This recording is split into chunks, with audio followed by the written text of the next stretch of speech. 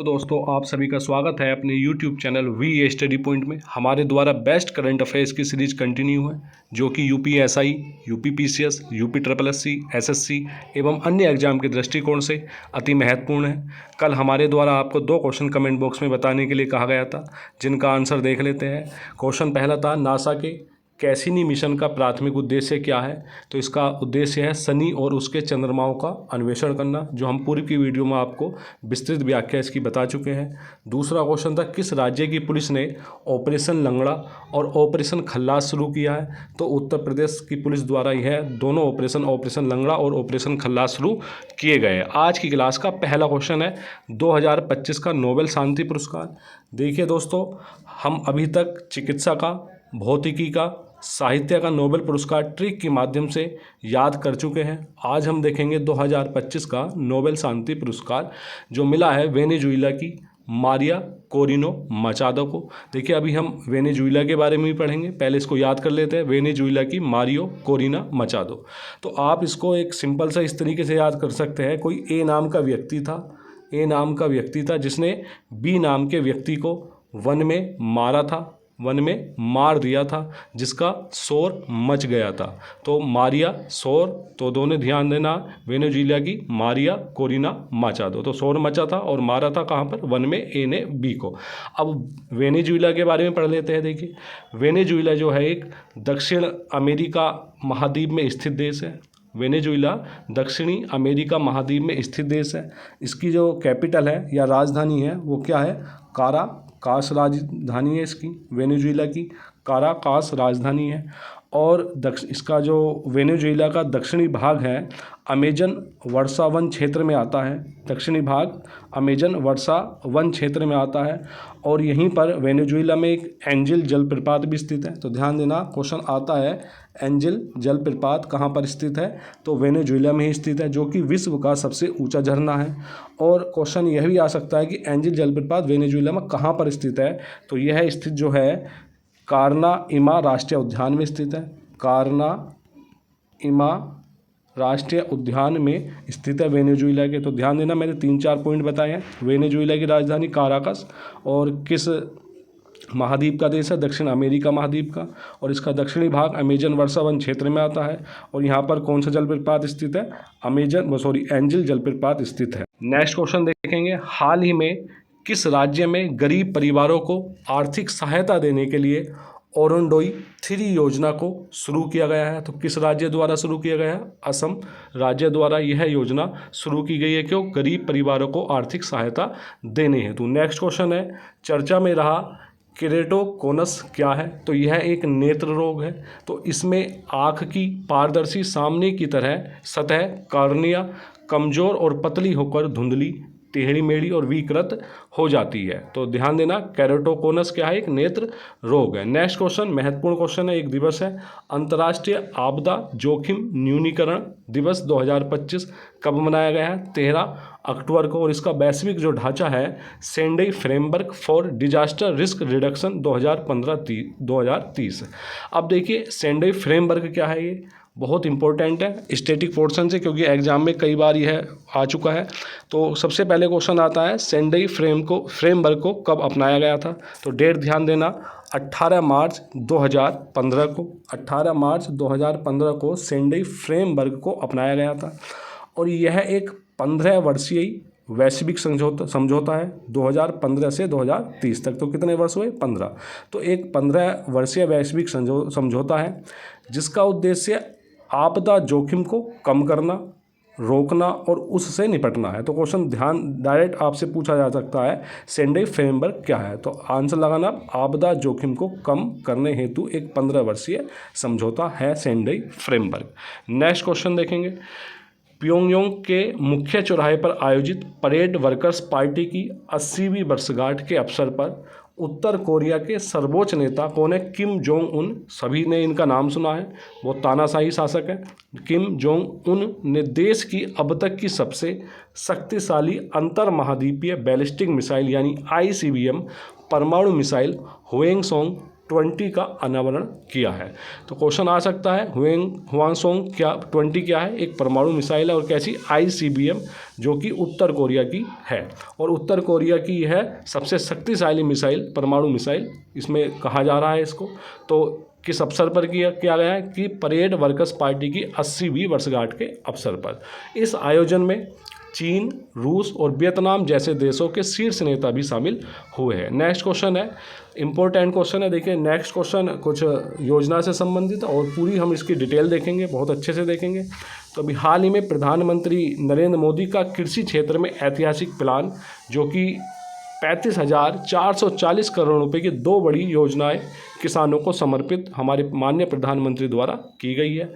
और यह जो किस कार्यक्रम के दौरान की गई है? तो भारतीय कृषि अनुसंधान संस्थान नई दिल्ली में विशेष कार्यक्रम के दौरान यह घोषणा या समर्पित की गई है। और आपको कमेंट बॉक्स में बताना है भारतीय कृषि अनुसंधान संस्थान की स्थापना कब हुई थी, जो कि हम आपको पूर्व की वीडियो में बता चुके हैं। और यह कब हुआ? 12 अक्टूबर 2025 को। कौन कौन सी 2 योजनाएं हैं?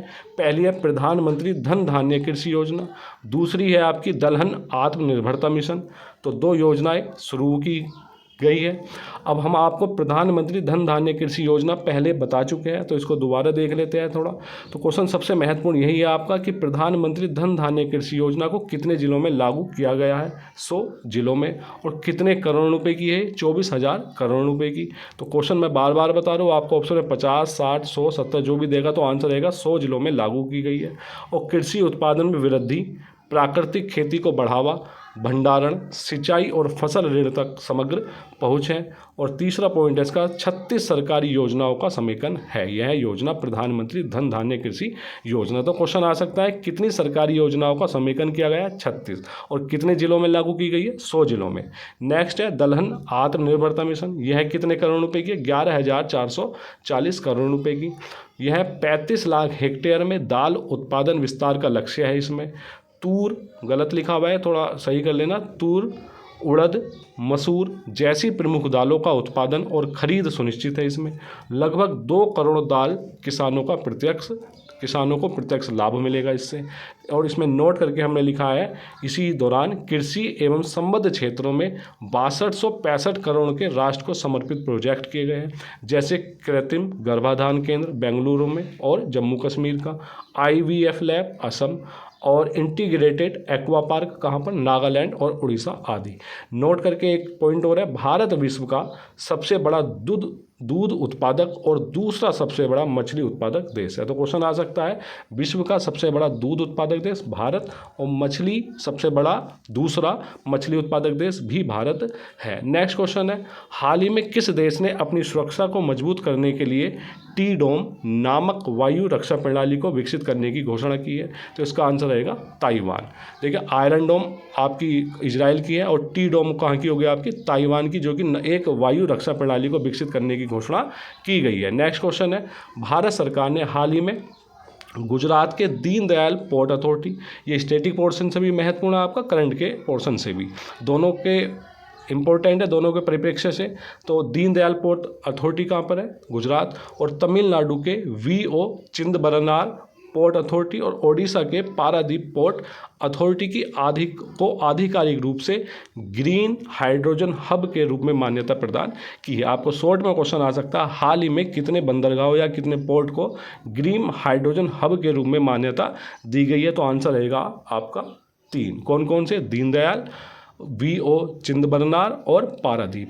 तो अब यह निर्णय भारत की वर्ष 2070 तक नेट जीरो लक्ष्य की दिशा में एक महत्वपूर्ण मील का पत्थर है। एक क्वेश्चन यहाँ पे भी छिपा हुआ है आपका कि भारत का कौन से वर्ष तक नेट जीरो लक्ष्य करने का टारगेट है? तो वर्ष 2070 तक। अब इन पोर्ट के बारे में थोड़ा देख लेते हैं। दीनदयाल पोर्ट जो कि गुजरात में है, भारत का सबसे बड़ा कार्गो हैंडलिंग पोर्ट है। तो ध्यान देना, भारत का सबसे बड़ा कार्गो हैंडलिंग पोर्ट कौन सा है? दीनदयाल पोर्ट गुजरात में, और जिसे पहले कांडला बंदरगाह भी कहा जाता था। कांडला पोर्ट या कांडला बंदरगाह भी कहा जाता था। VO चिदंबरनार पोर्ट कहाँ पर है आपका? तमिलनाडु में। इस बंदरगाह को पहले क्या कहा जाता था? तूतीकोरिन पोर्ट कहा जाता था। तो ध्यान देना, तमिलनाडु में स्थित है। और चिदंबरनार पोर्ट इसका अब नया नाम है। पारादीप उड़ीसा में ही है। ग्रीन हाइड्रोजन मिशन क्या है देखिए। अब देखिए दोस्तों, मैं एक बात कहना चाहूँगा आपसे, हमारे कंटेंट थोड़े लेंदी तो अवश्य होते हैं, लेकिन हम आपको विश्वास दिलाते हैं यदि आपने हमारे साथ लगातार 6 मंथ मेहनत कर ली तो करंट का क्वेश्चन कभी गलत नहीं होगा और साथ ही साथ आपका स्टैटिक जीएस भी कवर होता जाएगा। ये हमारा आपसे प्रॉमिस है। तो ग्रीन हाइड्रोजन मिशन भारत सरकार द्वारा शुरू की गई एक राष्ट्रीय योजना है जिसका उद्देश्य वर्ष 2030 तक भारत का हरित हाइड्रोजन उत्पादन और निर्यात में अग्रणी बनाना है भारत को। तो वर्ष कितने वर्ष तक? वर्ष 2030 तक। नेक्स्ट क्वेश्चन है, अंतर्राष्ट्रीय बालिका दिवस मनाया गया है अभी हाल ही में। कब मनाया गया है? 11 अक्टूबर को। अंतर्राष्ट्रीय बालिका दिवस 11 अक्टूबर को। नेक्स्ट क्वेश्चन है, माई बिजनेस क्यूआर किस बैंक ने लॉन्च किया है? तो यह किया है HDFC बैंक द्वारा लॉन्च किया गया है। नेक्स्ट क्वेश्चन है, संयुक्त राष्ट्र शांति मिशनों में सैनिकों का योगदान देने वाले देशों UNTCC के प्रमुखों के सम्मेलन की भारत 14 से 16 अक्टूबर 2025 तक मेज़बानी करेगा। तो क्वेश्चन आपसे पूछा जा सकता है, हाल ही में UNTCC सम्मेलन की मेज़बानी किस देश द्वारा की गई? भारत द्वारा। कब से कब तक? 14 से 16 अक्टूबर 2025 तक। UNTCC की फुल फॉर्म क्या है? UN troop contributing countries chief, या हिंदी में ये रही आपकी फुल फॉर्म। नेक्स्ट क्वेश्चन है, किस राज्य में मरुस्थलीय मृदा निर्माण तकनीक का उपयोग करके किस राज्य में, दो बार लिखा गया है, किस राज्य में पहली बार गेहूं की खेती की गई है? तो आंसर रहेगा इसका राजस्थान। नेक्स्ट क्वेश्चन, हाल ही में 2025 की टाइम्स 100 नेक्स्ट सूची में शामिल एकमात्र भारतीय क्रिकेटर कौन है? यशस्वी जायसवाल। नेक्स्ट क्वेश्चन है, हाल ही में भारत का पहला पूर्णतः सौर ऊर्जा से संचालित चिड़ियाघर किस राज्य में बनाया जाएगा? तो यह आंसर है कर्नाटक। इसी से संबंधित हमने एक लीप योजना बताई थी, तो वो भी कर्नाटक से संबंधित है। नेक्स्ट क्वेश्चन, दुनिया के पहले लाइव अंडर वाटर इंटरव्यू का सफलतापूर्वक आयोजन किस देश के द्वारा किया गया है? तो इसका आंसर रहेगा पलाऊ। आपको कमेंट बॉक्स से बताना है पलाऊ की राजधानी क्या है। आपके लिए आज के प्रश्न है, हाल ही में, पहला क्वेश्चन, हाल ही में शहरों में वन्यजीव और पारिस्थितिक पर्यटन को बढ़ाने के लिए किस शहर में वैश्विक वन्यजीव मेले का आयोजन किया गया है? नेक्स्ट को दूसरा क्वेश्चन है, हाल ही में भारत के पहले इंटीग्रेटेड मोबिलिटी ऐप का क्या नाम है जिसे प्रधानमंत्री मोदी द्वारा लॉन्च किया गया है? तो दोस्तों, आप इस वीडियो की PDF हमारे टेलीग्राम ग्रुप से प्राप्त कर सकते हैं, जिसका लिंक हमने डिस्क्रिप्शन में दे दिया है। और दोस्तों, हमारे YouTube channel we study point को ढेर सारा प्यार दें, सब्सक्राइब करें, शेयर करें, लाइक करें। धन्यवाद।